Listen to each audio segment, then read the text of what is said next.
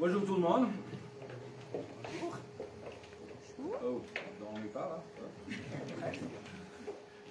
Je vous demande d'avance de m'excuser mes fautes de français. Hein. C'est pas ma langue maternelle, mais je m'appelle Marc. Hein. J'ai l'honneur depuis 45 ans d'être marié avec la sœur de Pascal, qui n'est pas là parce que ma femme. Nous avons une réunion de famille cette année pour que ma belle-mère ici puisse rencontrer ses arrière-petites-filles qui sont venues de Californie. Donc ils sont dans une gîte à peu près 100 km au sud d'ici. Alors, ce matin plutôt, hein. Décalage horaire. Je vais vous parler d'un thème de la Bible très important, à savoir le pardon. Alors, je vais commencer par lire quelques textes dans l'Écriture sainte, des textes que vous connaissez tous par cœur. Hein.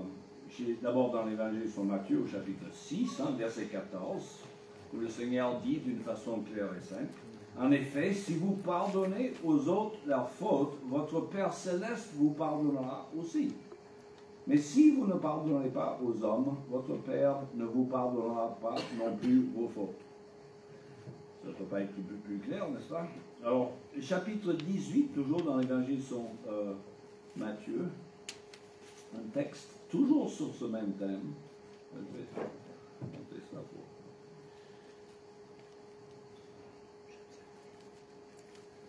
Alors, le verset, je vais lire de 21 à 35, hein, c'est quand même un texte clé.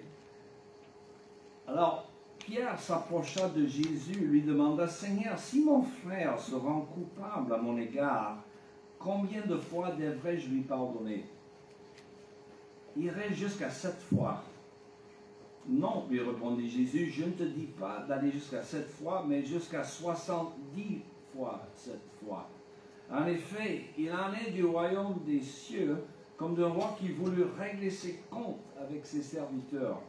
Et lorsqu'il commença à compter, on lui présenta un qui lui devait 60 millions de pièces d'argent. Comme ce serviteur n'avait pas de quoi rembourser ce qu'il devait, son maître ordonna de le vendre comme esclave avec sa femme et ses enfants, afin que tous ses biens pour rembourser la dette. Le serviteur se jeta alors aux pieds du roi et se prosternant devant lui supplia: sois patient envers moi et accorde-moi un délai et je te rembourserai tout. Pris de pitié pour lui, son maître le renvoya libre après lui avoir remis toute sa dette. À peine sorti, ce serviteur rencontra l'un de ses compagnons de service qui lui devait 100 pièces d'argent. Il le saisit à la gorge en criant: paie-moi ce que tu me dois. Et son compagnon se jeta à ses pieds et le supplia: sois patient envers moi, lui dit-il, et accorde-moi un délai et je te rembourserai. Mais l'autre ne voulait rien entendre, et bien plus, il alla le jeter en prison en attendant qu'il ait payé tout ce qu'il lui devait. D'autres compagnons de service, témoins de ce qui s'était passé, en furent profondément attristés. Ils allèrent rapporter toute l'affaire à leur maître, et alors celui-ci fit convoquer le serviteur qui avait agi de la sorte. Tu es vraiment odieux, lui dit-il, tout ce que tu me devais, toi, mon serviteur, je te l'avais remis parce que tu m'en avais supplié. Ne devrais-tu pas aussi avoir pitié de ton compagnon comme j'ai eu pitié de toi? Et dans sa colère, son maître le livra au bourreau jusqu'à ce qu'il ait remboursé toute la dette. Voilà comment mon Père céleste vous traitera vous aussi si chacun de vous ne pardonne pas du fond du cœur à son frère. Et enfin, un dernier texte plus court, assurez-vous, dans l'Évangile selon Luc, au chapitre 17, les versets 3, 4. J'ai mis des petits bouts de papier hein, pour marquer la page. Voilà. Si ton frère s'est rendu coupable d'une faute, reprends-la. Et s'il change d'attitude, pardonne-lui. Et même s'il se rend coupable à ton égard 7 fois au cours de la même journée et que 7 fois il vient te trouver en disant qu'il change d'attitude, pardonne-lui. Prions, Seigneur. Seigneur, ta parole est claire et limpide, mais nous avons l'esprit obscurci par le péché souvent. Nous te demandons donc l'illumination de l'esprit pour comprendre et encore mieux pour mettre en pratique ce que tu as à nous dire dans ce texte. ces textes. Nous prions cela pour la gloire de notre Sauveur Jésus. Amen. Vous savez qu'il y a un thème très courant dans les pièces de Shakespeare ainsi que dans l'opéra, ainsi que chez le mafia, je dirais. C'est aussi le thème de la vie humaine, c'est la vengeance. Hein? Alors, c'est très naturel pour les hommes pécheurs que nous sommes. Hein? On dit en anglais, hein, le grand poète Alexander Pope disait « To err is human, to forgive divine hein? ». Se tromper ou faire des fautes, c'est humain, mais pardonner, c'est divin. Mais des personnages offensés préfèrent souvent se venger que de pardonner.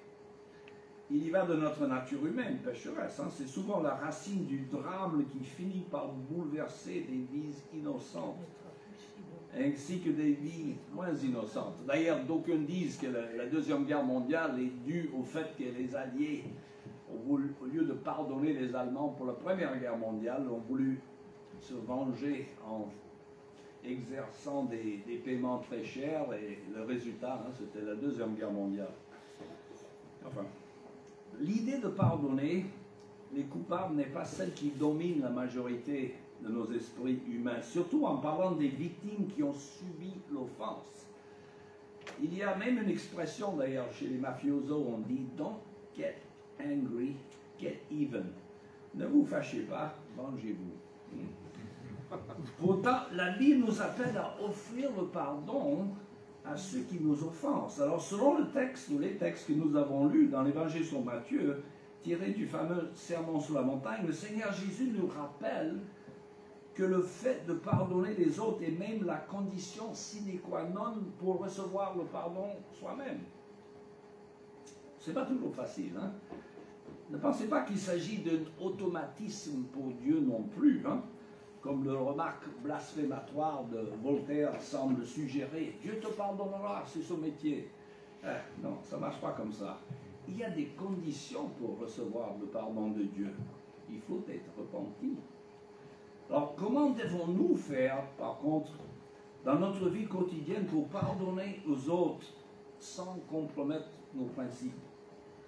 Alors, est-ce qu'il faut toujours pardonner d'ailleurs? Le Seigneur nous demande de pardonner dans le texte que nous avons lu. Il nous dit de pardonner car cela dépend de notre propre pardon. Lui-même, il nous a donné l'exemple lorsqu'il était sur la croix, souvenez-vous, et qu'il demandait au Père de pardonner au bourreau qui le torturait parce qu'il ne savait pas ce qu'il faisait. Ils agissaient par ignorance. Hein? Ils faisaient que leur métier, les soldats romains. Et dans la prière du Seigneur, nous prions, pardonne-nous nos offenses comme nous pardonnons à ceux qui nous ont offensés. Mais est-ce que Dieu pardonne tout le monde à la fin? Je ne pense pas. D'ailleurs, c'est clair, je viens de le dire, dans la Bible, il y a des conditions pour recevoir le pardon. C'est la repentance. Hein? Donc, qu'en est-il de cette notion donc si capitale de la vie? Comment devons-nous l'appliquer? Alors, je ne parle pas dans l'abstrait, hein, parce que ce qui m'a suscité de faire cette étude un peu sur la notion, c'est un incident qui a eu lieu en France d'ailleurs, il y a des années, lorsque la sœur d'un de mes amis fut sauvagement assassinée par son mari. Alors ce mari meurtrier n'a montré aucune repentance et même pas de remords pour son action monstrueuse lors de son procès, où il s'est exprimé quelque chose en disant c'était bien fait pour elle, elle a eu ce qu'elle méritait. Diabolique, hein? Alors, notre frère, mon ami, qui était un chrétien profond, il était troublé spirituellement parce qu'il n'arrivait pas à pardonner à ce beau-frère meurtrier. Mais devrait-il le pardonner? C'est pas évident. Alors, au-delà de cet exemple exceptionnel, le pardon est une notion importante dans la vie de tous les jours, n'est-ce pas? Ceux d'entre nous qui sommes mariés, hein? Je sais combien de fois par jour ma femme va pardonner, mais 7 fois 7, non, beaucoup souvent. Voilà. J'ai dit, j'ai fait des progrès, j'ai été offensé que 490 fois, aujourd'hui, hier, c'était 520. Alors, ça, c'est une autre question, c'est le sujet de notre étude. Non, nous devons apprendre à pardonner les autres tous les jours. Ça s'applique avec nos membres de nos familles, avec les collègues du travail, avec les copains, et surtout avec son conjoint. Alors, le mot pardonner, le problème, c'est insuffisant pour décrire le phénomène du pardon dans toutes ses variations. Et là, je confesse, là, je pique un peu de ce que je vais vous dire maintenant d'un professeur de psychiatrie de l'Université de Californie à Los Angeles, Dr. Mamre, qui n'est même pas chrétien, à ce que je sache. Hein. Il ne faut jamais mépriser même une source non chrétienne de sagesse. Souvenez-vous hein, que Moïse, il a appris des choses par son beau-père, qui était païen. Alors, le docteur Mamre explique qu'il y a 3 types de pardon. Je pense qu'il a raison. Hein? Alors, nous allons regarder un par un. Alors, le premier type de pardon que nous connaissons tous, on appelle ça l'exonération. Dispenser d'une charge. Alors, le deuxième, je vous dis les 3 et après on va les expliquer un peu, c'est le pardon conditionnel. En anglais, nous avons un beau mot, hein? Je ne veux pas faire de l'impérialisme culturel, mais on parle de forbearance. Là, ça n'existe pas, non? Il n'y a pas d'anglophone ici, peut-être. Forbearance, ça va bien, mais en français, la notion comporte un élément de patience. En fait, c'est le mot, dans la Bible, c'est la traduction du mot anoké en grec, et qui la Bible du Seigneur traduit par patience. Hein? La patience de Dieu te pousse à la repentance, dit l'apôtre Paul en Romains 2,4. Hein? Suspension du jugement, si vous voulez. Hein? Et enfin, le troisième type de pardon, c'est, là aussi, en anglais je dirais release, en français je dirais plutôt détachement ou remettre à Dieu. Voilà. C'est un peu comme dans l'histoire de voyage du pèlerin, hein? Il est déchargé du fardeau de péché, il le dépose et il continue son chemin. Il abandonne. Alors, commençons par la première notion de pardon qui est le plus courant d'ailleurs. Hein? Exonérer. C'est la notion qui s'applique dans la vie souvent de tous les jours. C'est le fait de faire table rase, de nettoyer l'ardoise simplement et de repartir à zéro au point où on en était avant que l'offense ait été commise. Alors, il y a 3 situations communes pour lesquelles s'applique la mise en pratique de l'exonération. Alors, en cas d'un incident, premièrement, pur et simple, où la personne qui vous est offensée n'a pas fait exprès, en termes bibliques, on dirait un péché involontaire. Hein? Souvenez-vous que dans l'Ancien Testament, il y avait des sacrifices différents selon qu'il s'agissait d'un péché volontaire ou un péché involontaire ou un péché de malice. Mais cela suppose quand même une genre de culpabilité. À la différence dans la théologie dans laquelle j'étais élevé, hein, j'étais élevé catholique et j'ai rencontré le Seigneur en Inde, j'étais hippie, parti comme bouddhiste en Inde, et c'est un Indien qui m'a donné l'évangile, alors on les comprend. Hein? Et j'ai compris ce que le Seigneur Jésus disait à son sujet, mais enfin, on m'avait dit quand j'étais petit, mais pour faire un péché, pour être dans le péché, il faut savoir qu'une chose est fautive avant d'être coupable. Autrement, on était protégé par son ignorance. Je dis, mais c'est commode ça. Alors si vous pensez que cette approche est bonne, conduisez votre voiture à 100 à l'heure, ou c'est limité à 50, et la police qui vous arrête, ah mais je suis innocent, je ne savais pas. Mais vous n'irez pas trop loin avec cette défense. Non. Non, il y a des péchés d'ignorance, c'est peut-être moins grave que les péchés de malice, mais des fautes quand même. Alors la question, quand est-ce qu'il faut appliquer cette exonération dans le pardon? Par exemple, le coupable est un enfant et qui ne comprenait pas le mal qu'il faisait. Ça arrive, hein? Il lui faut donc accorder un pardon total. Ou, comme il faut accorder un pardon total à la personne lorsqu'il a infligé le mal et que la personne est clairement repentie, qui assume la responsabilité pour son action sans excuse, et qui te demande pardon, et qui t'assure qu'il ne recommencera pas son action blessante dans l'avenir. Alors, dans tous les cas-là, il faut accepter l'apologie ou l'excuse de l'autre en le rassurant de votre pardon sincère, chaque fois. Et si vous vous sentirez mieux après, et la personne qui vous a blessé se sentira mieux aussi, et si vous ne pardonnez pas dans ces cas-là, cela sera révélateur qu'il y a un problème peut-être pire chez vous que chez l'autre. Donc, voilà pour le premier type de pardon, l'exonération totale. On repart à zéro. Comme avec ma femme 5 ou 6 fois par jour. Le deuxième type de pardon, c'est, je dirais, le pardon, on a dit tout à l'heure, conditionnel. Et là, on applique ce mot forbearance, anoké ou patience. Alors, pour vous donner une meilleure appréciation du sens de ce mot, c'est le terme qui est employé par l'apôtre Paul, comme je dis tiens, en Romains 2,4, lorsqu'il parle de la patience de Dieu qui suspend son jugement et qui nous appelle à la repentance. Ou bien méprises-tu, dit l'apôtre Paul, la richesse de sa bonté, de sa patience, anoké, forbearance, et de sa générosité sans reconnaître que cette bonté te pousse à la repentance. Alors, ce genre de pardon s'applique lorsque la personne qui vous a offensé fait une apologie partielle ou qu'elle insinue que vous étiez en partie responsable pour sa mauvaise action. Alors, il faut toujours s'analyser soi-même pour voir si on n'était pas en partie coupable pour son action.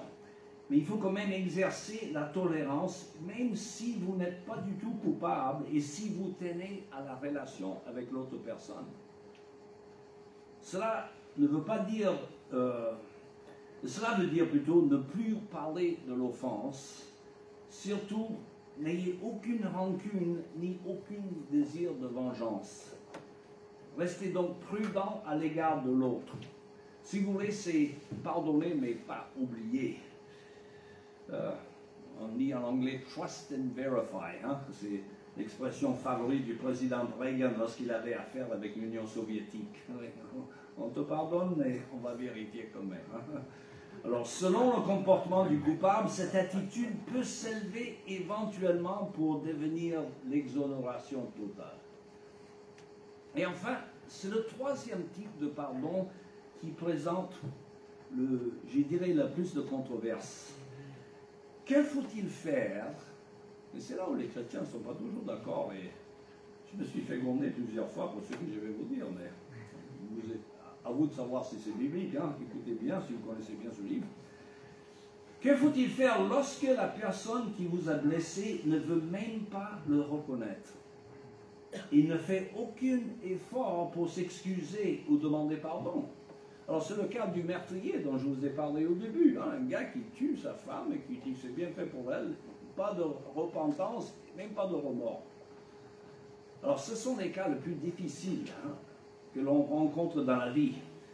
Alors, des exemples typiques, selon encore le docteur Mambray qui disait qu'en tant que psychiatre, il rencontre souvent des enfants qui ont été abusés sexuellement. Des années plus tard, ils sont troublés par cela, c'est pour le dire sans exagérer.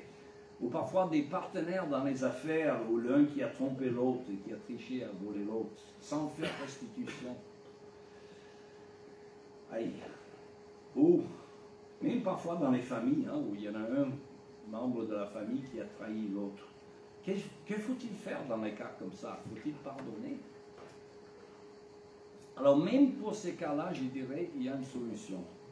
On appelle cela en anglais detachment, en français je dirais remettre cela à Dieu. Release, un autre mot en anglais. J'explique. Ça ne veut pas dire qu'on va exonérer le coupable qui n'est pas repenti. Mais cela ne demande pas non plus de tolérance ou de patience. Cela ne demande même pas que vous continuez la relation avec le coupable. Mais cela exige qu'au lieu de continuer à définir votre vie en fonction du mal que vous avez subi, que vous abandonnez la préoccupation et le mauvais sentiment au sujet de ce que vous étiez arrivé en remettant tout au Seigneur. C'est lui qui fera justice, n'est-ce pas? À moi la vengeance, dit le Seigneur. Donc il s'agit de lui remettre le fardeau qui pesait sur vous et qui rongeait votre esprit, qui vous rendait malheureux. D'ailleurs, Dieu lui-même nous rassure à plusieurs reprises dans l'Écriture sainte que c'est lui qui exercerait la vengeance à la fin et la justice. D'ailleurs, nous lisons un verset choquant pour certains en 2 Thessaloniciens 1er chapitre, qu'il est de la nature de la justice de Dieu de punir ceux qui font souffrir ses enfants injustement. C'est fort. Par contre, si vous n'arrivez pas à oublier et que vous restez préoccupé par la personne qui vous a fait du mal, vous autorisez cette personne à vivre, j'allais dire, gratuitement dans votre esprit et à vous tourmenter. Il ne faut pas qu'il en soit ainsi. Hein? Par contre, en remettant l'affaire au Seigneur, ça vous libère de la tyrannie de vivre dans le passé sous les souvenirs opprimants. Alors c'est vrai qu'il n'y a pas toujours de justice sur la terre. On est tous d'accord. Hein? L'apôtre Paul nous a dit, c'est si seulement dans cette vie que nous espérons en Christ, nous sommes les plus malheureux de tous les hommes. Mais nous avons aussi l'assurance dans la Bible que Dieu fera justice à la fin. Hein? Et chacun va moissonner ce qu'il a semé, tôt ou tard. Combien de fois, là, c'est une quarantaine de fois, j'ai commencé à compter dans la Bible où Jésus dit, je rendrai à chacun selon ses œuvres. Ça ne veut pas dire que le salut, ce n'est pas par la grâce, par la foi. Non, non, mais je veux dire que n'empêche que chacun va récolter en fonction de ce qu'il a fait. Alors imaginez tout le mal qui est fait depuis l'origine de l'homme sur la terre, toutes les victimes de torture individuelles ou collectives.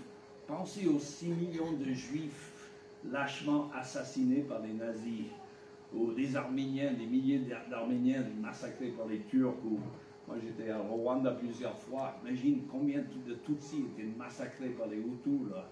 800 000 personnes coupées par les machettes en un seul mois, avril 1994.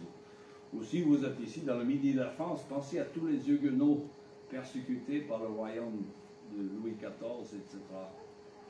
S'il n'y a pas une justice dans l'au-delà, nous sommes les plus malheureux de tous les hommes, mais notre espoir ne s'arrête pas ici. Hein. Nous avons confiance que le Seigneur rendra justice dans l'au-delà. Où est-ce qu'on en serait si on pouvait vivre sans espoir que Dieu fasse justice à la fin? Il fera justice, et je dirais, il le fera mieux que l'homme ne pourra jamais le faire, car la justice humaine n'est qu'une pâle réflexion de la justice divine. Elle est bien imparfaite, car notre justice est teintée de péché. Dieu fera bien justice. Notre devoir, donc, en tant que chrétien, c'est d'être patient en attendant le grand jour et de nous pardonner réciproquement les uns les autres en attendant. Alors, je reconnais que ce n'est pas toujours facile. Hein? La foi chrétienne, aimez vos ennemis, ce n'est pas difficile. C'est impossible sans la grâce de Dieu, n'est-ce pas? Il faut être réaliste. Cependant, nous avons le Dieu de l'impossible. Nous pouvons pardonner parce que pensez à ce que le Seigneur nous a pardonné. Et en fait, tout est là. Hein? Ça, c'est la conclusion. Notre dette, comme le texte que nous avons lu de l'homme qui devait des millions de dollars à son maître, par rapport à ce qui nous sépare de Dieu, prenons les cas des deux extrêmes sur la terre, entre Adolf Hitler et Sœur Thérèse de Calcutta. Ce qui les sépare l'un de l'autre est rien par rapport à ce qui nous sépare tous de la sainteté tout autre de Dieu. Alors nous avons tous une très grande dette à l'égard du Seigneur, et lui nous a pardonné. Alors, prions que nous ayons tous la grâce, je veux dire, pour appliquer le pardon dans notre vie de tous les jours. Prions le Seigneur. Seigneur, tu nous appelles à pardonner. Et nous savons qu'il y en a qui ne sont pas repentis. Nous te prions de nous accorder la grâce de vivre avec la patience qu'il nous faut en attendant que le grand jour de rétribution arrive et que tu rendras à chacun selon ce qu'il aura fait, comme tu nous le dis toi-même. Béni sois-tu, Seigneur, pour le pardon que tu nous as accordé. Donne-nous plus de lumière afin que nous puissions voir combien nous te sommes débiteurs, afin que les petites offenses que les autres nous ont faites nous paraissent justement tout petit en comparaison. Donne-nous la grâce de pardonner pour le nom et pour la gloire de celui qui nous a pardonné, Jésus-Christ. Amen.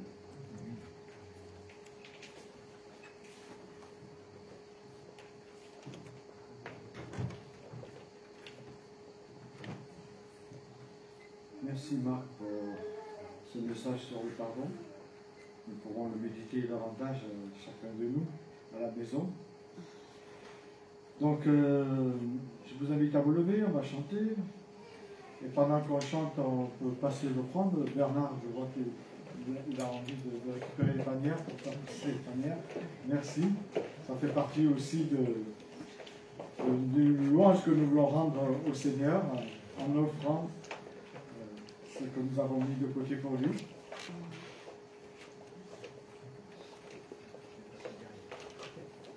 Donc le chant, c'est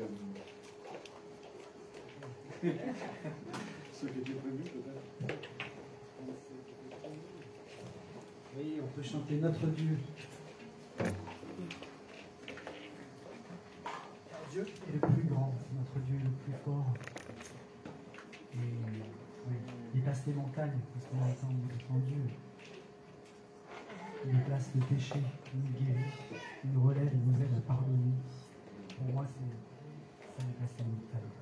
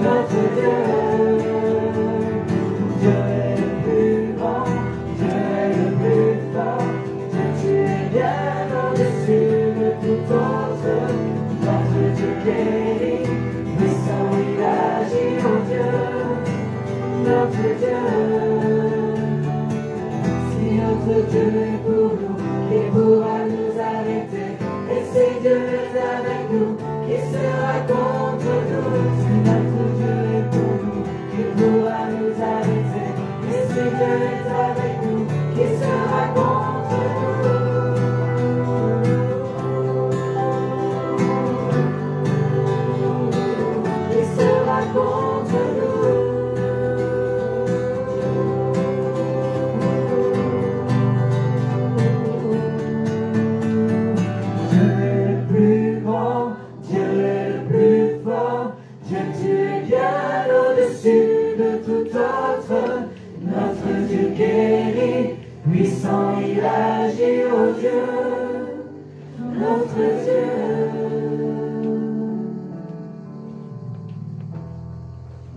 avoir à écouter ces paroles d'exhortation.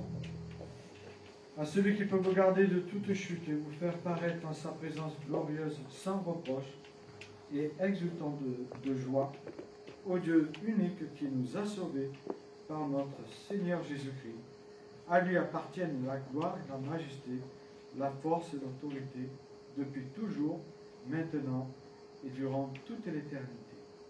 Amen. Amen. On va donner les